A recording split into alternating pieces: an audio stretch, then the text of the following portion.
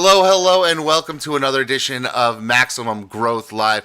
I am one of your hosts, Jay Ruane, CEO of FirmFlex, social media marketing for lawyers, as well as Ruane attorneys here in Connecticut. We do civil rights, we do criminal defense, and of course with me, as always, my good friend Seth Price down there, DC, Maryland, Virginia, managing partner of Price Benowitz, as well as the founder and brains behind Blue Shark Digital. But Seth, I want to do something a little different today. I was watching something late at night. I got up and threw on ESPN, saw Pardon the Interruption. I said, we need to do a rundown show because I really like how they do it. So I want to hit you with a whole bunch of topics. Let's talk about them. Let's get right into it. And today's topic number one is going to be this COVID spike, because we talked a little bit about stuff going on, but this is going to impact everything. So let's chat about that and how it's impacting your firm.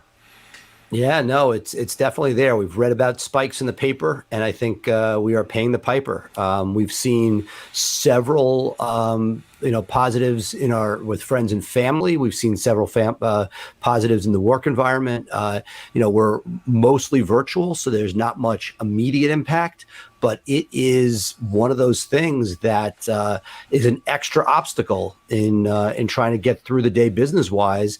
I worry about people's health. Thankfully, so far, it's been young, relatively healthy people that haven't had any serious issues. But it takes everybody. It takes you back a step every time this happens, and we're all sitting here trying to move forward. And I feel like it takes us that step back each time we get one of those positive results in the area. Absolutely. And, it's one of these things where, we were sort of on a lull here on the East Coast for, the last, September, August, September, October. We were really sort of riding high, I guess you could say, not really having, and things were starting to get back to normal. One of the things that we talked about with Mike McCready, he's out in Chicago, right? So last week we had this conversation with him, and they've been spiking since like September, and they're still growing. So they decided to take their holiday party to be 100% virtual, and I think that's going to be the case for everybody at this point. Do you guys have any plans to try to get together, and how's COVID impacting that? Clearly not firm-wide. I was hoping to have department-wide drinks socially distanced. I was pretty convinced this could be done. I was setting it up. And, based on this week, I feel like those plans are iced. That even, that it is just the optics aren't good. Obviously, I think you could strategically, people are eating outside. They're doing socially distanced events. And it kills me because I feel like that socialization really important. I've tried to do some internal coffees and brunches, again, very spread out, 10 feet apart at tables, really trying to make sure that people feel comfortable. But right now, based on what I'm seeing, and it's one of those things that I'm guessing that for 85 to 90% of the people, they might be okay with it. The question is, will people feel comfortable saying I'm not, when it's on the bubble? And the thing that I'm most concerned with, and we've seen this, I've seen this personally, I've seen it with friends and family, is that how people act changes once you're in person. So academically what you should be doing. But I think part of the issue is that once you're there, if alcohol is involved, there have been some scary incidents. A very public one from a high-profile SEO, not in the legal space, out of Texas, lost his dad after the parents hosted a dinner party. When people are socializing, things start to transpire that you don't control when you sort of sit there. The rules of what engagement you have when you go in very quickly morph. I've seen it with my own visit to my parents. You walk in with masks, and within minutes you're like, well, it feels okay. It feels safe. And I just feel like as a business, sadly, we're going to move in the McCready direction of a Zoom function and not even smaller breakouts, even if socially distanced. Yeah, I think it's kind of necessary at this point. And one of the things is that while individuals in your office may have a higher tolerance for getting together, I certainly have some lawyers in my office who are like, I don't care. Send me to court. Send me anywhere. I don't mind getting out there. And then I have other lawyers who are saying, hey, look, I don't mind getting out there, but I live with someone who's immune compromised, or I have family members that are at risk. And so I don't feel, well, I personally feel comfortable doing things. I don't want to bring something home. And so you have to not only, deal with the first level implications, but there's second and third level implications. And the last thing you want is somebody saying, I caught it at your holiday party and now my aunt is dead. I mean, that's crushing to firm culture. No, right, of course. And that's why, so we did a photo for the firm, for our DC and Maryland teams for the Bethesda magazine. And we went and shot this a couple months ago. It was amazing, because normally I can't get in the office. I can't get 6 people to do a group photo. And I had 19, coming in the middle of the day to take this photo. People really wanted to do something. And we took one with masks on. It was freaking awesome. And we did one without, where people took them off for a moment, took the shot, and put the mask back on. And we went with the photo for the magazine with masks on. It was powerful. We got a lot of positive feedback. We were the only law firm that did such a photo. And part of my thinking, because the one without the masks on is freaking awesome. 19 well-dressed lawyers together. It was a powerful photo in an iconic spot in downtown Bethesda. The thought I had was, let's say this went wrong and somebody had gotten sick. To the Jay Ruane thought a moment ago, I didn't want to be, 2 weeks has passed, nobody was sick. We dodged a bullet by doing what we did. I just feel that, statistically, the more chances we take, and people are going to court, they're doing different activities that have risk involved. The question is, I know the moment alcohol is involved, people's guards get down. One of my partners discusses how you get closer to hear what somebody's saying. It just, the risk factors go up, and you don't control them. Right. What you set up, if you said, hey, we're doing an outdoor event where everybody's going to be 6 to 10 feet apart, the moment that drinks start flowing, people's inhibitions leave. We know that from a lot of other things. It certainly happens in this space. And so I'm frustrated, because I really thought that we could get away with pods of groups. But as you're saying, people are coming to it. And just in this, these are people working remotely. But if we're seeing people test positive, anecdotally with a spike, it just seems like bad timing for what would have been really cool. Yeah, so that leads me to my next topic. One of the things that we're doing for our team in terms of the holidays is, since we're not having a holiday party, we're sending holiday sort of care packages. We put together a fleece blanket, a subscription card to Netflix, a puzzle, some games, something good to eat, a bottle of wine, that type of thing. That's what we're doing. That'll go out to everybody on the eve of what would have been our holiday party. But that leads me to the next question, because we're just for alternate perspective, we're doing the McCready model of some sort of Zoom event. I've been dealing with brokers of comedians and trying to put something together. Again, you don't want it to be another happy hour Zoom, but trying to put, it's tough to find something special that isn't just another, everybody's sitting there online, but putting some thought behind it and some effort and resources to make it something more special. Yeah, because and one of the things I think everyone in our audience has to recognize is that you kind of have to sort of figure it out based on the people and the needs of your people, right? For your office, Seth, you have a lot of lawyers, a lot more than I have. And the age ranges of your lawyers varies greater. I have a lot of parents in their 30s of kids under 10.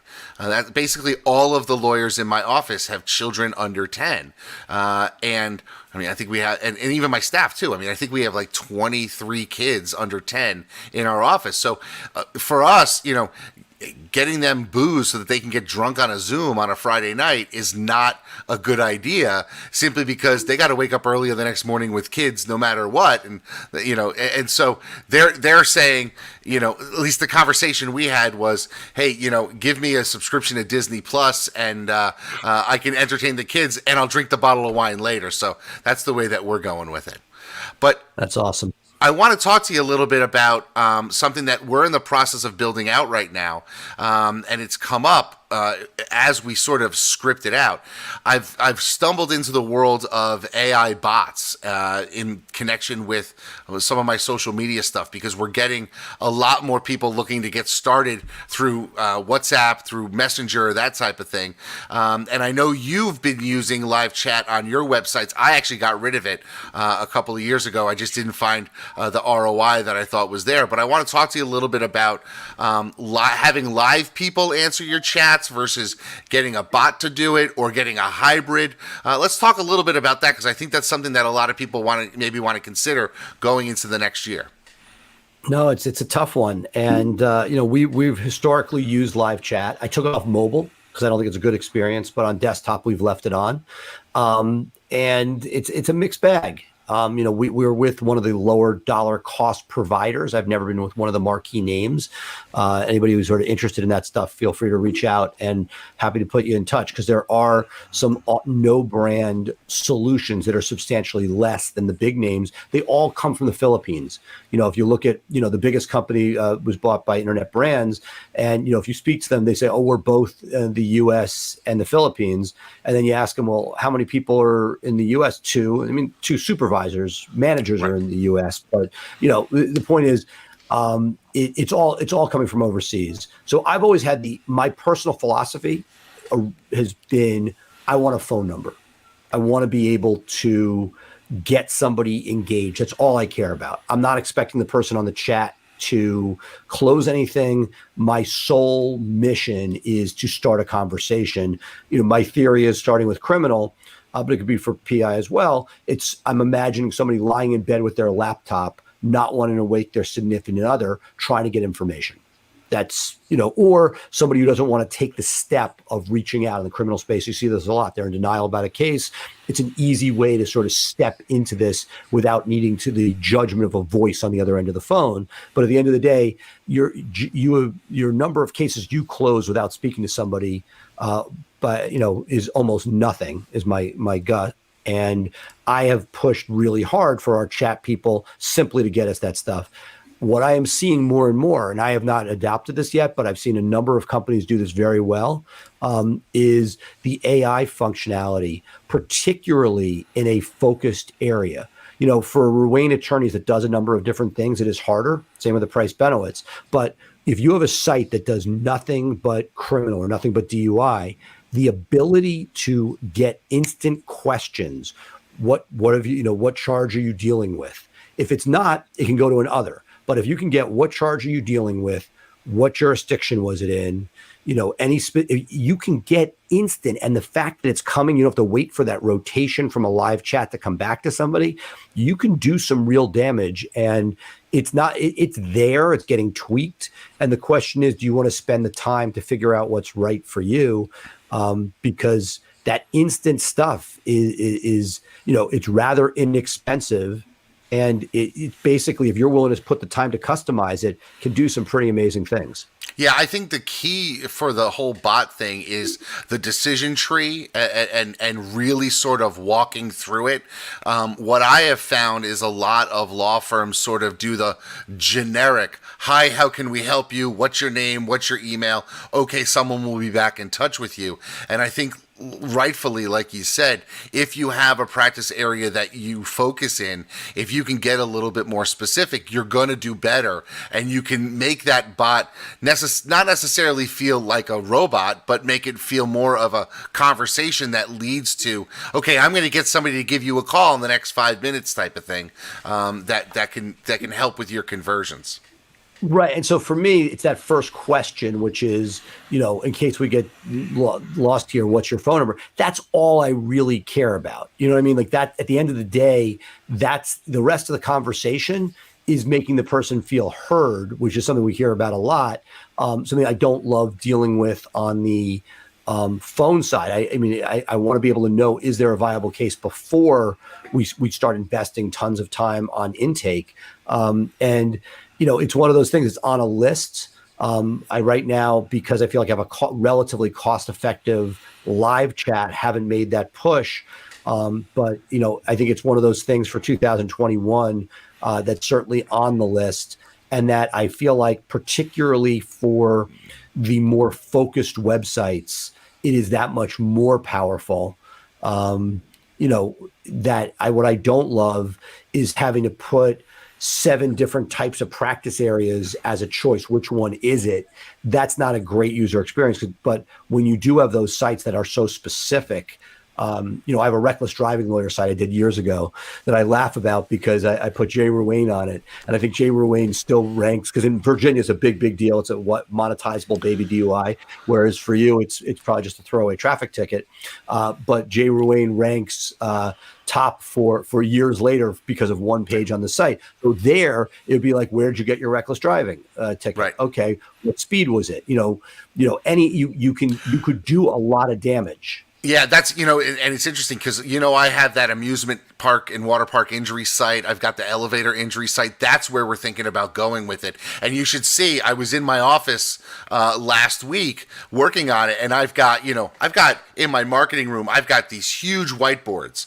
And so I literally have conversations and customer journeys through chatbot that, and they've got arrows pointing to other sections. If you say yes, go here. It's like, remember when you were, I don't know, maybe since Seth, you're technically older than me. Maybe you don't remember, but I used to love the Choose Your Own Adventure books. You would have these little books, and you would read to the chapter and ask you if you went left, go to page 58. If you went right, go to page 59, and you would follow the book through. Do you remember those things? It was premise of the movie Big.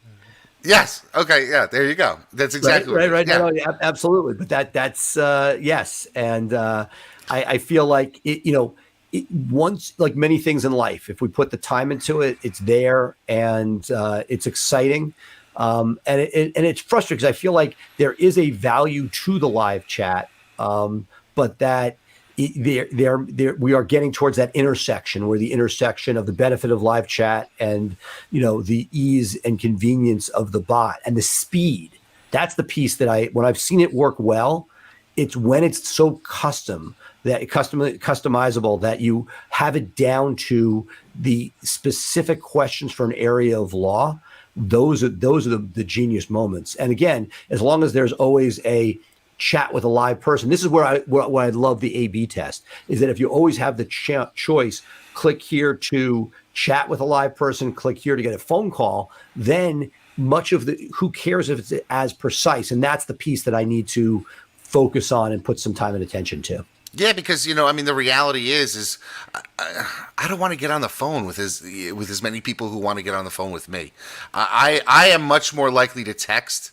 I would rather text my physician, text my dentist. I am looking to text people. The best time to call me is text message. That's that. Yes and no, but I would look. I'll yes once it's an established client, but to get somebody to be an established client, I'm still old. I get it. David Brent and I go back and forth. I'm now seeing he sort of would like to spend his entire. We talk for X number of minutes a day, and that to him that's a negative. Like he would chat all day and do nothing else. Like there's a generational gap for sure. That said, when salespeople are coming at you. And at the end of the day, we are in a sales mode. No salesperson wants to be chatting on the conversation. They want the person on the phone. There's a reason why all those LinkedIn spams are, can I get 20 minutes of your time? It's not like, can I start a chat conversation with you? Look, the close rate we know is the best when they sit in front of you.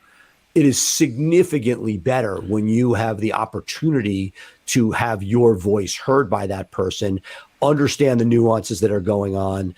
Again, historically, have you signed and closed any significant percentage of your clients with anything other than a phone call or in-person visit? No, I haven't. But here's the thing. I've developed relationships with them by chat and text message to make that close so much easier. And so is that you using your Slack that you love so much? Yeah, I mean, I've been using I've been using Facebook Messenger into Slack and having my intake team be able to respond. Understood, but this is you working in the business, not on it. Have you been able to scale that? Because I know when you do it, that's awesome, great, no argument. But have you been able to scale your chat into that same level of relationship that they're pre-sold through chat. That's not nothing. You're a special guy. No, I mean, and that brings me to the next topic that I want to talk about, which is foreign workers, because we talked a little bit about last week. I'm in a really interesting situation, so I'll have a long lead into this conversation.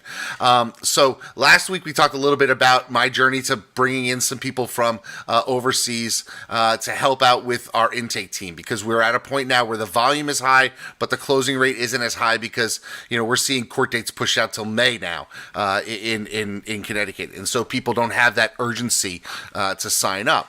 But what we are doing is we're onboarding two of our two new intake people, one from Honduras and one from Argentina, who are helping us on intake. They came in yesterday, started strong, and are doing great things. Everyone's impressed with their work ethic, with their ability to get into our systems early. I mean, obviously, systems guy, I've got a ton of videos for them to watch. They all watched them all weekend. I was getting messages from them as they were setting up their computers, getting ready for Monday workday, which was phenomenal. And then today, I get a message from one of my foreign workers who says, "Hey, just want to give you a heads up. This hurricane could turn north and hit me, and I could lose power and internet, and I don't know how long it would be gone for. Last hurricane, we lost it for 2 weeks." Now, and this is the hurricane that's hitting Nicaragua now, and if it goes north, it will hit him in Honduras. And I'm thinking to myself, the whole point of having foreign workers is to make my life easier. But now I'm thinking I got somebody onboarded who's going to lose their infrastructure for 2 weeks, possibly. Boy, we've been living. So look, so far historically, I've had people in the Philippines, I have people in India. Between the two, about 80 people. And we have different setups. There's some where they're under, like the ideal is they're under a roof in a major market where you have real internet connection. But for many of the things we're doing and the people I have in the Philippines, they're sitting by themselves, in their homes. We've tried our best as we've gotten to know people to upgrade their internet the best we can, to bring as much. But that's one of those hiring factors, which is if somebody's in a truly remote area, you either have to, somehow get them out of that area, or if that's not the case, then be able to recognize that is a risk factor. It's going, they don't have the U.S. grid. Not the U.S. grid is perfect. We have issues here, but a hotspot later, you can solve a lot of problems. And that, there's no free lunch. I mean, I think that this experiment that we're both going through of working with this, there are many different levels. And I think that, we've seen some of our friends in the space leveraging, very inexpensive labor in the Philippines where you can have a lot of redundancy. You're getting a deal, but it's not a free lunch where you are. And that, something I'm looking at right now with the immigration practice group and saying, hey, why are we not putting more butts in seats where bilingual is not a stretch? Many of the people you hire they've lived in the U.S., they've been educated in the U.S., there are all these possible things, but understanding that there are additional obstacles, but, there are also, things that you're not dealing with. You're not dealing with, 80+% health insurance increases. There are things that you aren't dealing with in general. So, I think that it's going to be an interesting journey to watch, what does work and what doesn't work and what's statistically significant. You could have somebody that's not knocked out for 2 years and you happen to get them in the first week and they get knocked out for a week. You just don't know. Yeah. Yeah, I mean, it's one of these things that you sort of have to just understand that in any business, there's going to be ups and downs. And it may be, hey, he doesn't have to deal with blizzards, but he's got to deal with hurricanes. And that's just the nature of what it is that you're that you're dealing with. And I guess you have to build, it's interesting in staffing ourselves now that we and I had this conversation with Ryan McKean actually in the last week. Now that we are staffing ourselves to add these people as foreign workers on our intake team, what we think we're going to try to do is repurpose somebody who was on intake but is here in the States as a sort of Luis Soho 1998 Yankees utility player, or that DJ LeMahieu. And I know I'm giving Yankees references here because Seth and I are Yankees fans, but every team's got that utility player where you can put them at first base, you can put them in left field. Heck, they can get on the mound and pitch if they have to. And so I'm starting to think that's somebody that you should be hiring no matter what. What are your thoughts on that? Well, look, yes. To me, for intake, I'll always take more. My team, I find the more I staff intake, the more money I make. We've gotten up to 12. And my feeling is that anytime I'm not dripping people, but I'm actually in person touching them, it's sort of like we talked earlier, the chat versus the in person. There's something that you can't replicate with in person. Now, again, on a future topic, I'm sure we're going to talk about automation, something I'm struggling with and trying to put more and more in place to reduce the need. But I feel your pain. I think some of this is the squeeze on the profitability of criminal defense, given the lack of monetization of these cases. But, this is a work in progress. And as long as I've known you, my 2 cents is you have not figured this out. You have day one, which may be a very short-lived week, depending on the weather patterns, that, wait till 6 months and you have something and I truly have excess bandwidth. What I have found is it's like we talked about earlier, 2 steps forward, 1 step back, that, yes, I believe in utility infielders. Absolutely. But to me, I have not taken those out of intake. To me, intake is the sacred cow. And if you have intake, you keep it. If you have the foreign workers and you have excess bandwidth, you start expanding your hours. If you're not covering Saturday and Sunday, you start covering Saturday and Sunday. Your hours start going earlier in the morning till later at night. Those are the things to me that if you're using an overflow answering service, it doesn't take that many calls an hour to justify a live person answering the phone. It may be less of a good deal with less calls, but if you go and normally you're till 6 live and now you're till 8 or 9 live, those can be huge. Huge. Now, look, I go to 8. Should I be going to 9 or 10? When I say I go to 8, I then have a backup plan beyond that. But, you're always figuring that out. So, again, work in progress. I love the sort of optimism that this will work. But to me, I take the attitude, and it well, first person's not going to work. Second person may not even work. You don't even know what will work. I hope you hit the unicorn right off the bat. Yeah. It sounds like you have a pretty good chance at it, and you're working with a good group that will be able to replace it if that doesn't happen. That said, part of the thing that I struggle with when I work with outside groups, right? As a vendor, I see it. And, when I work with vendors, I see it, which is you want to pay. What do you need to pay? Because I'm not excited about the person there day one. And I'm not even excited about them there month 2. To me, until somebody's over a year, that's when I start to get excited. I know I should have a life and get excited about other stuff. But when you have somebody 18 months, 2 years on intake, that's when you have real value. You're beyond year 2, exponentially crazy, but beyond year 1, exponentially more than year 1. So for me, it's great that you're putting these irons in the fire, and I expect to do the same, but all of that's anecdotal. The question is, can we create stability that we don't have with our domestic team? Because for me, I love the millennials that are graduating school that are thinking about law school or something else, and they can, sort of go full steam for a period of time before they hit law school. We will hire anybody, but those are the people that have gravitated towards this job. So what I'm looking at here is, can we find something? And this is where I think the rubber meets the road, because the world economy it's a finite amount of resources, so that when you are working through an outside third party to help you set it up, yes, it's going to cut your learning curve down, but the way you're going to keep stability is when you're paying them something that takes them off the market in their country.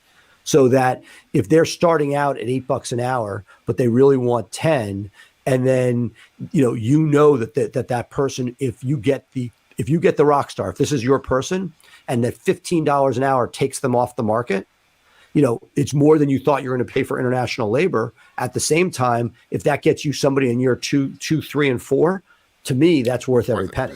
Well, yeah, because the amount of time that you have to effort into teaching somebody, training them, getting them up to speed, they know your systems at that point. Maybe they're even helping you with the close, all of those things, that just makes your life so much better. So let me ask you this. When it comes to intake, and I have my own perspective on it. How there's so many lawyers who staff their phones 9 to 5. How early did you go to expanding to 6 or 8 in your intake process and about the weekends? Because I have my own opinions about these things, but I want to get your opinion on it, and then we'll circle back to you. Can ask me mine. I think when I started, it was me and a cell phone, so it was any waking moment, it was there. The cell phone days in some respects are easier. Because you have the caller ID on the cell phone, you miss somebody, you call them back. Not that you don't have it in your system, but that was how I built it. And when I handed it off to somebody to be me, it was the same. They had 2 cell phones. They were talking to people back and forth. And that I think the harder thing for people is as you scale. I would argue when you're just a single intake person, if you get the right person with a cell phone, they can do a lot of damage, because that person, depending on their personal life, can get those calls until bedtime. Now, I think the issue becomes that when the volume is there and it's no longer like a new thing for the person, that becomes a bigger challenge, because the phone is always going to be ringing. So I've heard some people rotate people on call. Some people, which I think takes a toll. There's one lawyer, I don't love his model in my market, who has a different lawyer. The lawyers are required to be on call X number of nights per week or month. That burns lawyers out. I don't think you get the best and brightest lawyers, because they really, now our lawyers are on call in the sense that they're filtered, but only something monetizable for them is going to them. That's very different than every phone call, including junk, coming to your office. Right. And that's where I think, depending on your resources, a smartly used answering service can be used to help, see what's there. It's a live person answering. If they do it right, they can get the basic information, and then you can triage it, because it's easy to say phone calls should be answered till 9 every night. But if you don't staff that, and that's not an easy thing to staff, the average person doesn't want it. Now, can you get somebody who does want it? Maybe. But when you lose that person, the next guy may not. And that's where the rubber meets the road. So we staff weekends right now, and we have a rather large staff. So it's not that they have to be on all the time, but that can be a pain point. Some people want it, some people don't. Some people say they don't want it, but want the overtime. If they don't have the overtime, they're unhappy. So there are times it's like you have to sort of go beyond what somebody is saying to, can I get somebody, are they getting their time and a half in to the point where they love it? And then we have sometimes where the ideal would be the student who wants those hours. Love to hear your thoughts, but there are all these different permutations that I feel like once we saw critical mass in those hours, we went to a full-time person. But you're sort of trying to figure out, when do you need, like, I don't love 9 to 5. I would definitely go beyond 5 o'clock. That, to me, our normal work hours from day one have been 9 to 6. And 6:15 is when the phones are still hot and heavy. So making sure that you're not shutting off, but going till 8, 9, or 10 o'clock at night, you may be getting calls, and they're monetizable calls. What are you going to allow for? Because you also don't want to burn people out. When you see organizations that are closed for, that you see restaurants, some of the best restaurants in DC are closed Sunday or closed Monday. They want to give a time to breathe. If you're working 24/7, you will burn people out. Yeah, you're definitely going to burn people out. But if you are in a position where you can add or tweak your intake people to be able to work until at least 8 p.m. at night, I can't tell you how many clients have retained us because somebody picked up the phone and said, "Oh yeah, no, I'm here in the office. It's 7:30 at night. Yeah, no. I'm here working. I'm here to talk to you." Well, you didn't get arrested on, you didn't plan to get arrested between 9 to 5, right? So we have people available. Oh yeah, you're on Saturday. You want to stop by and drop off your paperwork? Yeah, I'm here. Just knock on the door and I'll let you in. That blows people's minds away, especially when you're dealing with the customer service reputation of law firms that I think it really sort of elevates your game and allows people to have confidence in your product, because they think, hey, if this firm is open and has people working, they must be doing something right, because other firms are shut down. So I think weekends for sure, but if nothing else, weeknights until 8 o'clock is going to make a dramatic difference in your bottom line. Right. And some of it's just like, somebody on a swing shift. A lot of people want it. Imagine it when you do get younger employees, the idea that they can sort of waiters hours where you can like party all night and you don't have to be in work till noon. That's a pretty desirous thing for some people. Yeah, I found that it's easier said than done. It's not, this is something that I thought would be easier to find and keep sustainable. But, we've tried everything from rotating that late shift to finding somebody who gravitates towards it.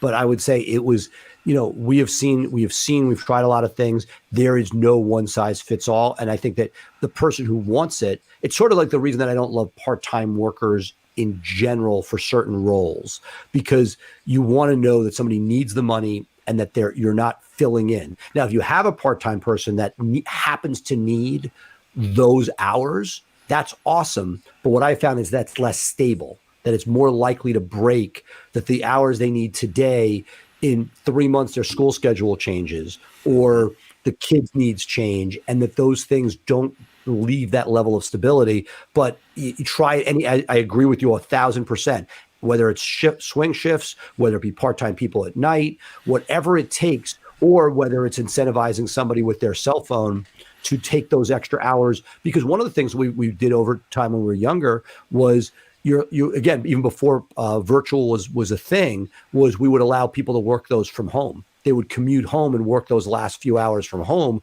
so that when they finished at 8 o'clock at night, they weren't then commuting. And that was one of the things we used to help sell that position.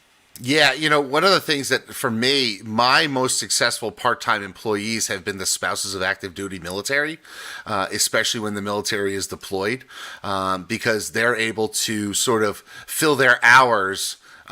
When even with kids, when they have nothing else going on, they can pick up and do secretarial work, administrative work, that type of thing. Not necessarily not necessarily intake work.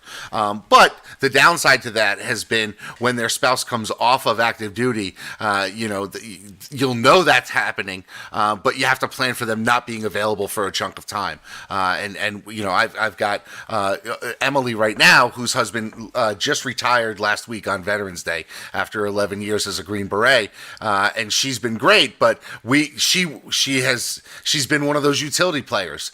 Hey, I'm available these hours this week. Great, you're working intake, or next week you're doing secretarial stuff. Right, and it's funny because somebody mentioned this. There was a whole thread about your receptionist doing intake, and to me, we've talked about it historically, but not recently. To me, it's like two sides of the house. There's intake. And not that everybody wouldn't be on intake, but the faster you can get to the point where it's a dedicated intake group that's not your receptionist, that's not your utility player. I mean, again, when you're small, you do whatever you need. But the sooner you can get to the point where your utility players are not playing an intake, to me, that's a benefit, because you want those intake people as focused and as dedicated as possible. And not that law firms shouldn't have utility. I remember my dad growing up, he had one of these guys that was a utility player, and you need them. And if they need to go into intake because of a meltdown, great. But to me, I want to see intake staffed to the max, and I'm never peeling off. Like if I have an extra half person in intake, fine, so be it. I never get there because hopefully the marketing keeps pushing you north. But utility player, great. But for me, intake is intake, and hopefully is left alone and not resources. And I'll tell you this, every time I've tried to multitask a task into intake that is not intake's main responsibility, I have had problems. So whether it be trying to get reviews has not worked well with intake. It should be perfect, right? Same thing, reaching out to people, following up after a case, seeing how it went, has not comported well for me. Things like collections, people need money. Same thing, you're on the phones. Why? Again, what I have found is, thankfully, because of growth, we've had enough demand that anytime I try to layer something onto my intake people, that has not gone well. So I have no problem with everything else, but to me, the intake is so important. short of getting the phone to ring, it's the next most important thing. Some people might argue it's as important. And I don't want those people. I don't want a jack of all trades. I want somebody where this is what they're doing. When they're burnt out of it, get them off, but use it. Don't have them. What I never want to hear is, oh, I wasn't focused on this because I was doing X, Y, or Z. I want all attention on those phones. Yeah, and I think one of the things, and let's end it with this, just trying to add things to the intake team's plate. There's a big difference between inbound communication and outbound communication. And the last thing you want to do is have an intake person slow to pick up that intake call because they're calling to chase $1,000 on a collections call. Absolutely. That's what it comes down to. And if you look, we talked about live, bring this back to live chat and conclude with that I've even had trouble getting the people doing the inbound calls a hard time having them pick up those chats, because that's the dream. The dream is that they would that they would sit there and take over the chats. David Hanel, who we're going to have on soon, he was great early on when he was smaller. He'd pick up the chats himself and start chatting. So similar to you, to me, I've never been able to get my intake people to have that same thing. When I've seen people, there's a car dealership that does massive marketing in my market. They have dedicated people to the chat that are not phone people. And I think that just like collections, when you try to put them all under one roof, when you start, you may multitask, but the sooner you don't need to, the better, in my opinion. Awesome. Okay, well, that was a long conversation, even though we hit a ton of topics on there. So I hope you guys got something out of it. What we're going to do is we're going to take a quick break, hear from our sponsors, and then we come back on the back end. We've got Ryan McKean with his Tuesday book review. This week, it is a wonderful book. And the great thing about Ryan's book reviews is that a lot of times they're not necessarily business books. And this week, we're getting a book review by Prince. His book, The Beautiful Ones, and the takeaway message from it, I think, will resonate. So, Seth, let's take a quick break. When we come back, Ryan McKean with his book review, and then we'll be back to wrap up the show after that. Sound good? Sounds great. Awesome. See you in a few, folks.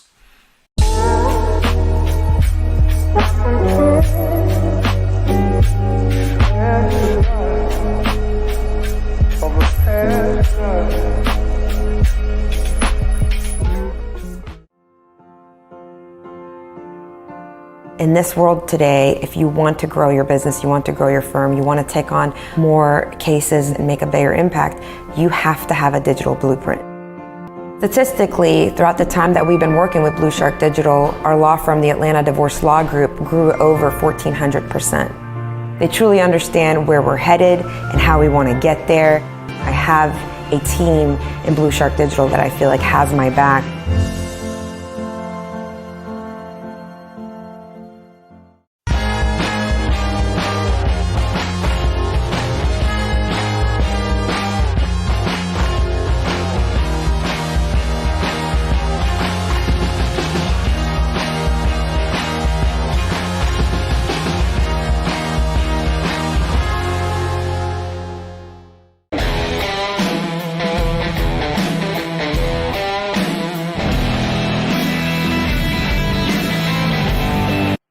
Hi, it's Ryan McKean, and I'm here for this week's episode of Just Book It. And this week, I'm going to discuss one of my favorite artists, and that's Prince. Truly, I love going to Minneapolis just because in the airport, there's the Prince store. Prince is that cool, that iconic, and totally not me. So I love Prince. And I'm going to be discussing this week Prince's The Beautiful Ones, which is a fantastic book if you at all like Prince. And The Beautiful Ones was supposed to be Prince's memoir, and it was supposed to be his definitive book, almost like an autobiography, where he walks through his career. And unfortunately, he dies while writing this book, while he's working on this book. So the book is completely incomplete. But it gives us some insight into Prince's life. And the reason why I'm talking about this book this week is a conversation we were having over in the Maximum Lawyer Guild with Joey Vitale. And Joey was saying, look, all these business books are not resonating with me. They seem to say the same things. And I'm kind of, a little bit bored. And I'm paraphrasing what Joey's saying there. But he's right. A lot of business books are the same idea, repackaged over and over and over again. And, I think if you're going to be doing this, one of the things that most successful CEOs do is a common denominator is they read, and they read a lot because they're looking for little nuggets here and there. And you're not always going to find them in the business books because, they are a lot of repackaged ideas. So take inspiration where you can find it. And one of the ways in 2020 where I'm finding inspiration is in biographies of musicians, of artists, and talking and listening to their stories, because at their core, they are business people. And, there's a story in this Prince book that just is so striking. By any measure, Prince is one of the most successful recording artists of all time. His estate at the time of his death is valued somewhere, between 100 and 300 million. Most estimates that I've read are about $200 million. By the time Prince dies, he's certainly set for life. And this is on his last tour as he's working on this book. He's in Australia and he's playing the piano. He just gets done with a concert and he's riding back to the hotel with the writer who's assisting him on this book. And it's 3 a.m. and, Prince looks over and he says, "We should do a golden ticket promotion. Put the book together with some other prize. Maybe we play a concert for the winner. Make the winner tell their own story." He sounded exhausted, like he couldn't take his mind off. It was always working through things like this. The promotion of the project's reception in the world existed parallel to the thing itself for him. He would always discuss the marketing of the book as often as the writing, always with a nimble, try-anything-once approach to entrepreneurship that reminded me of an effective small business owner more than an international superstar. And, one of my favorite sayings is it's always the obsessed who survive. It's always the obsessed who thrive. And here we see Prince, just months short of his tragic death, in Australia after a concert, thinking like a small business owner, thinking like, how can I promote this in a way that sort of takes it to the next level? And, I think as firm owners, we should always be thinking about that. We should always be, no matter how big we get, no matter how successful we get, no matter what we achieve, thinking like Prince and thinking with a beginner's mindset and thinking, well, look, it's not just good enough that I do this book. How about a book and a golden ticket promotion to drive that book? And, for me, Prince's obsession is everywhere. It's in his music. It is, perfecting his pop. It is perfecting his guitar playing, his writing, his image. And it's that precision and that drive, which really, you understand, makes him one of the best-selling recording artists of all time. So when you're feeling down, look to Prince for some inspiration, look to books for music, and if you're at all a Prince fan, you owe it to yourself to own this book. Thanks. Look forward to next week.